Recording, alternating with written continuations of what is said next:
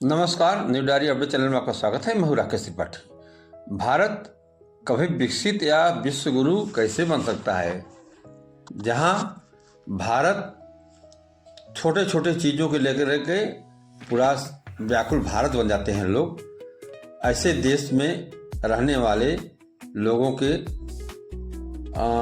इस स्वार्थी भावना और पागलपन के कारण देश कैसे विश्व गुरु हो सकता है, कैसे विकसित बन सकता है।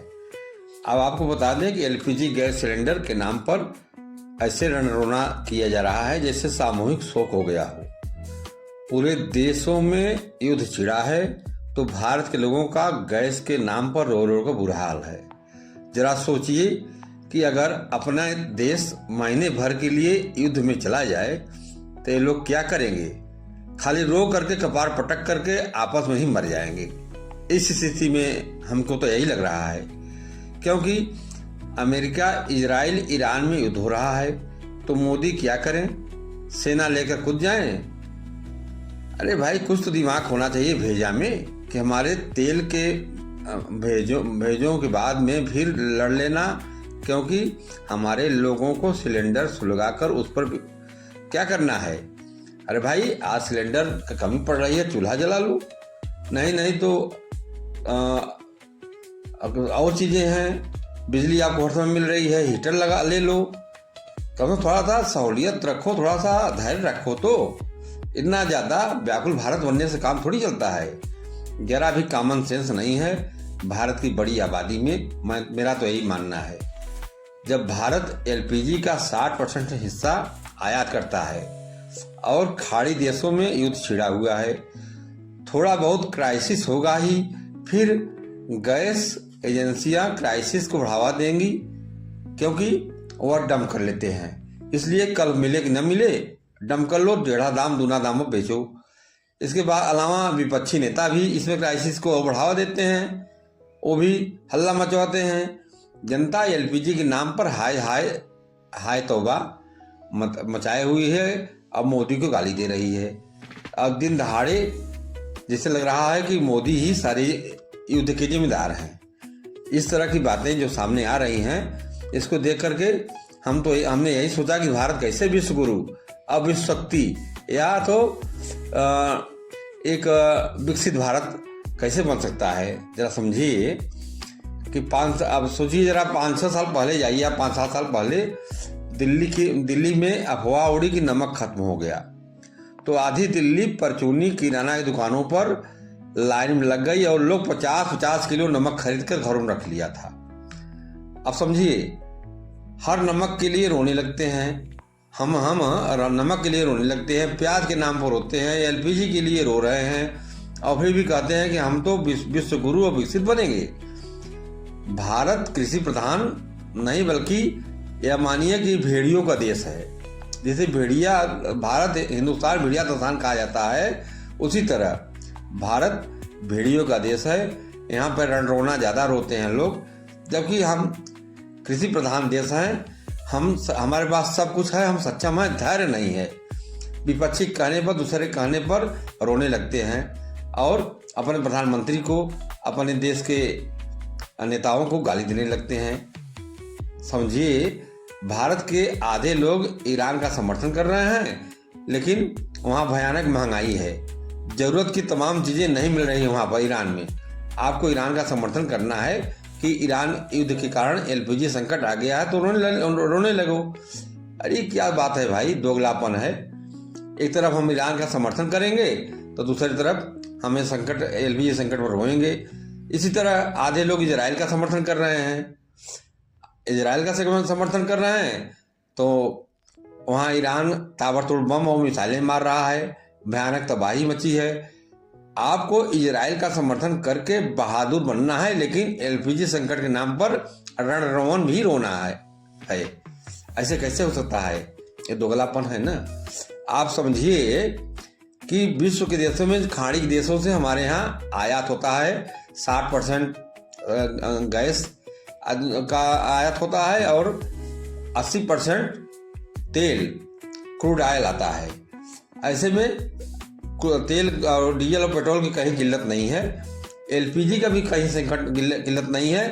कुछ किए क्या है कि गोदाम पर एजेंसी वाले डंप कर लिए हैं, और कुछ ऐसे धैर्यवान लोग हैं जो धैर्य खो चुके हैं कि क्या कहें, जाकर 2-2, 3-3 सिलेंडर एक साथ ले लें, नहीं तो पता नहीं बाद में मिलेगा कि नहीं मिलेगा।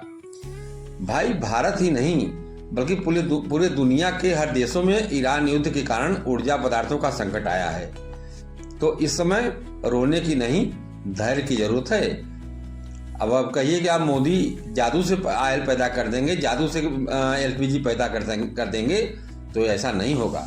मोदी ही नहीं, कोई भी होगा, राहुल गांधी ही होंगे ही, तो भी वो भी नहीं कर सकते। तो हम भारत के नागरिक हैं, एक जिम्मेदार नागरिक की तरह अपना कर्तव्य निभाना चाहिए। हमको धैर्य से काम लेना चाहिए। घरों में गैस भरे के सिलेंडर अगर नहीं है, घरों में सिलेंडर अगर गैस से भरे सिलेंडर नहीं है तो क्या करें, हम चूल्हा जला लेंगे, हम और व्यवस्था कर लेंगे, विद्युत उपकरण ले लेंगे जिससे बिजली से उपकरण से खाना बनता है, इंडक्शन ले लेंगे, हीटर ले लेंगे। लेकिन अब उसके लेकर के हम रोना नहीं रोएंगे ना, नहीं रोना चाहिए। हम जाके भीड़ लगा लें, इकट्ठा हो जाएं, लाइन लग जाएं, तो इससे काम नहीं चलने वाला है। हम एक विकसित देश के नागरिक इस तरह नहीं बन सकते। पूरा देश पैनिक मोड में लाकर खड़ा कर दिया है। ऐसे लोगों ने पूरे देश को पैनिक मोड में लाकर खड़ा कर दिया है, हल्ला मचा हुआ है। इसमें एक बड़ा वर्ग उन लोगों का है जिसके पास 5-7 साल पहले तक गैस सिलेंडर नहीं थे। मोदी ने ही एक गैस सिलेंडर उनको 2015 के बाद दिए हैं, और मोदी के लिए वही सिलेंडर ही मोदी पर भारी पड़ रहे हैं। आप बता दें कि ऐसे कितने लाखों करोड़ों लोग हैं जिनके पास 5-7 साल 8 साल पहले गैस सिलेंडर नहीं थे। मोदी प्रधानमंत्री बने हैं तो उज्ज्वला योजना में उनको गैस दिया है। अब वही लोग उनके लिए सरदर्द बन गए हैं। कल गैस मिला था, खुश थे, तब तो नहीं चिल्ला वो मचाए। आज थोड़ा सा क्राइसिस हुआ है तो मोदी को गाली दे रहे हैं। इस तरह का हमें जिम्मेदार नागरिक की तरह बर्ताव करना चाहिए, न कि किसी को गाली देना चाहिए। अब समझो जरा, दूसरे देशों के बीच युद्ध के कारण इस तरह रो रहे हैं। अगर तुम चाहते हैं कि तुम्हारे पाकिस्तान के साथ युद्ध करके कश्मीर दे दिया जाए और बलूचिस्तान, सिंध, गिलगिट और बलूचिस्तान को आज़ाद करा जाए, तो इससे कैसे होगा? अगर ऐसा करने का सोचा भी तो तुम संसद और प्रधानमंत्री आवाज घेर लोगे, नमक, तेल, आटा और किसी अन्य चीज के नाम पर। वही हिंदुस्तान भिड़िया दसान की वाली कहावत को चट्टाट करने लगोगे। विपक्ष का नेता थोड़ा सा आग लगा देगा, आप पीछे पीछे दौड़ जाओगे। ऐसे कैसे होगा?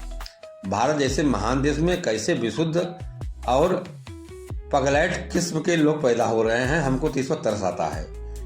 अरे भाई, सिलेंडर मिल जाएगा यार, और अगर कालाबाजारी के कारण न भी मिला तो इंडक्शन ले लो। इंडक्शन न मिले तो कुछ चूल्हे पर पका लेना, लकड़ी से जला लेना, पका लेना। इधर मुख्यमंत्री ने केरोसिन का भी व्यवस्था कर दिया है, स्टोव लेकर के स्टोव में जला लेना। कुछ तो धैर्य रखो, देश के प्रति कुछ तो दायित्व को निभाओ। ये देश सिर्फ उनका ही नहीं है जो सीमा पर मर जाते हैं सैनिक हमारे। ये देश आपका भी है, और सिर्फ वोट देकर आप अपनी दायित्व की इस्त्री नहीं कर सकते। उसके बाद भी आपके कर्तव्य और आपके धैर्य की जरूरत है। जब संकट की घड़ी हो, आपको भी सैनिक बनकर किसी युद्ध लड़ना पड़ सकता है, और युद्ध लड़ने के लिए तैयार भी रहना चाहिए। हमें तो याद आता है, एक बहुत प्रसिद्ध कवि हैं हरिओम पवार। हरिओम पवार साहब ने लिखा है, क्या ये देश उन्हीं का है जो सीमा पर मर जाते हैं, अपना लहू बहाकर टीका सरहद पर कर जाते हैं। ऐसा युद्ध वतन की खातिर सबको लड़ना पड़ता है। संकट की घड़ियों में सबको सैनिक बनना पड़ता है। जो भी कौम वतन की खातिर लड़ने को तैयार नहीं, उसकी संतति को आज़ादी जीने का अधिकार नहीं। बस मैं यही कहूँगा कि कुल मिलाकर के हमको भी नागरिक का कर्तव्य निभाना चाहिए, और डॉक्टर हरिओम पवार की चंद लाइन कविता को अपने अंदर उतारिए और अपने जिम्मेदार नागरिक बनने का एक अपना सिंपैथी रखिए देश के प्रति, और छोटी छोटी चीज़ों को लेकर के परेशान मत होइए।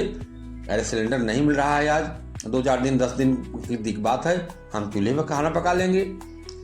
नहीं, इंडक्शन चूल्हा ले लीजिए, बिजली तो हर समय मिल रही है, बिजली की कमी है नहीं, बिजली बराबर मिल रही है, तो क्यों हम रोना रोएं।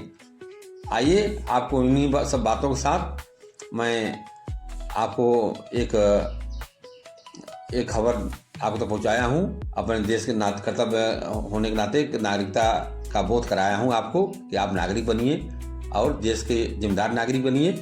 अपने को भी उसमें तैयार रखिए, जिससे हमारे सेना सीमा पर लड़ रहे हैं, हमको भी अपने जगह पर मुस्तैद रहना चाहिए।